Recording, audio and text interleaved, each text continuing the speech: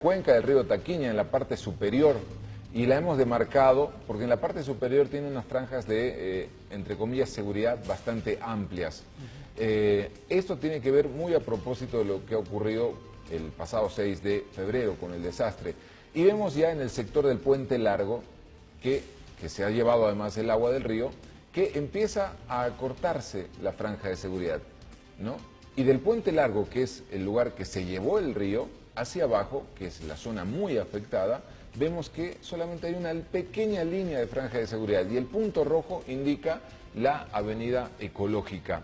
Hacia abajo sigue siendo una franja muy delgada de seguridad.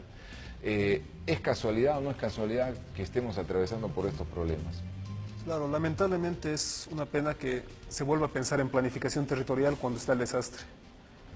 Cuando ya desde los años 90, en la cumbre de Río, se determinó que todos los municipios tenían que hacer sus planes de ordenamiento territorial por dos factores. Uno, el uso sustentable del suelo, conservación de suelos, y dos, la gestión de riesgos.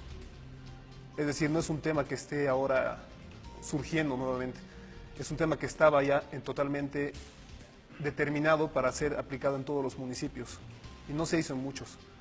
En Cochabamba se hizo el plan de ordenamiento de Cochabamba, que no se pudo concluir, no se pudo aprobar. El plan de ordenamiento de Sacaba y el plan de ordenamiento de Tiquipaya, que tampoco se pudo aprobar. Lamentablemente todo lo que ha pasado ya era predecible, ya estaba predicho. En los años 90, durante la alcaldía de José Haas junto con Cordeco, en Tiquipaya se determinaron franjas de seguridad.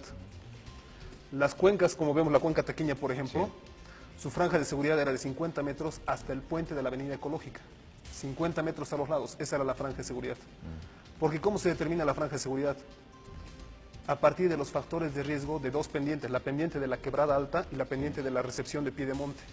Porque si son dos pendientes muy pronunciadas, hay un impacto con la caída del agua. Y al mismo tiempo tiene que haber un tratamiento en todo lo que era el distrito 3, la parte de la cordillera, las comunidades de altura. Porque hay pendientes que aportan a la quebrada que son de 60 grados. Y esas pendientes pueden tener arrastre de material, es decir, provocar lo que ha pasado ahora. PROMIC también ha hecho muchos estudios, del 2000 al 2010 hay varios estudios que se han hecho en las cuencas y ya se determinaban factores de riesgo. Y en el 2010 se trabajó el plan de ordenamiento urbano de los distritos 4, 5 y 6. Este plan ya te determinaba un plan de uso de suelo, que te decía cuáles son los usos de suelo permitidos y no permitidos. En este plan de uso de suelo se trató de manejar las mismas franjas de seguridad de Cordeco, porque eran las técnicamente más adecuadas. Y estas franjas de seguridad determinaban que en esa zona en la que ha habido el desastre, no haya viviendas. Tratamos de que no se afecte el derecho propietario, es decir, a la gente no decirle, no, esto es franja de seguridad, te vamos a quitar tu derecho propietario, pero sí prevenir el riesgo. Muchos vecinos con los que hablamos, con los que se trabajó, lo tomaron como si estuviéramos queriendo afectar su derecho propietario, pero no era su derecho propietario, era una cuestión de riesgos. Porque es cierto, una persona invierte, pone todo su capital en una casa, comienza a construir ahí su vida, pero en un día puede perderlo todo como ha pasado, porque está en una zona de riesgo, y es una zona de riesgo biofísico. El riesgo se conforma a partir de dos factores, la amenaza y la vulnerabilidad.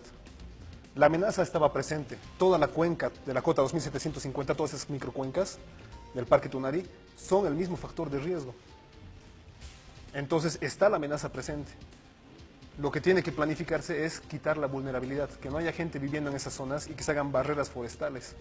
Que en la cuenca alta se vuelva a llenar de cobertura vegetal para que sirva como una bolsa, como una malla, claro, para que no se caiga en la tierra.